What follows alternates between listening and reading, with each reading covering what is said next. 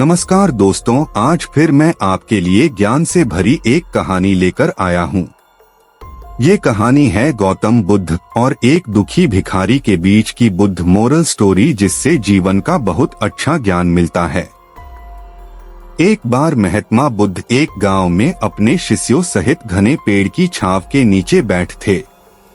आसपास के गांवों से बहुत से लोग अपनी मानसिक समस्याएं लेकर महात्मा बुद्ध के पास आ रहे थे।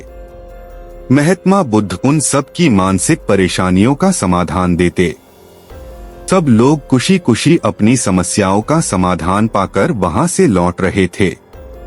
वहीं से कुछ दूर बैठा लोगों को बुद्ध के पास जाते देख एक दुखी भिखारी अपने भाग्य को कोसता हुआ यही सोचने लगा कि अभी कुछ देर पहले तो ये लोग दुखी मन से मुंह लटकाए उन महात्मा के पास गए थे, और अब इतना खुश होकर कैसे वापस लौट रहे हैं।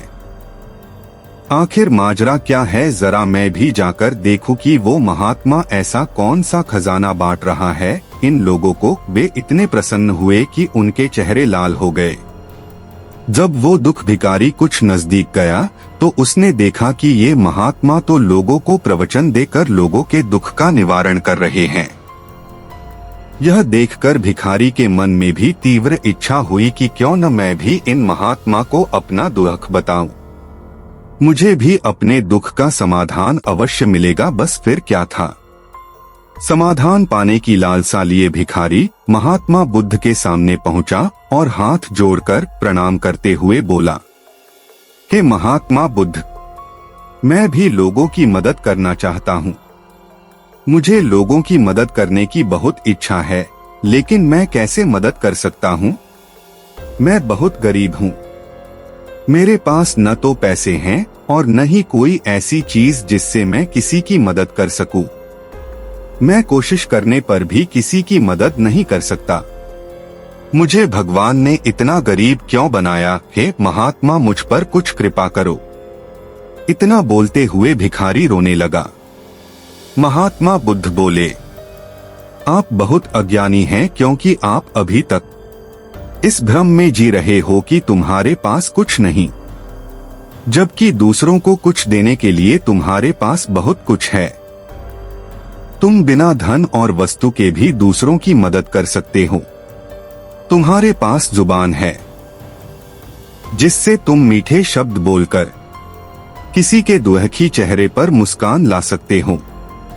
इन्हीं शब्दों की ताकत से तुम किसी के भी टूटते हौसलों को फिर से मजबूत कर सकते हो। इन शब्दों की शक्ति से आप किसी के भी मन में सकारात्मक विचारधारा के बीज बो सकते हैं और उसे गलत रास्ते पर जाने से रोक सकते हैं। तुम्हारे दो हाथों से किसी भी कमजोर या लाचार व्यक्ति की सहायता कर सकते हो। आपके दो आंखें किसी अंधे को रास्ता दिखा सकते हैं।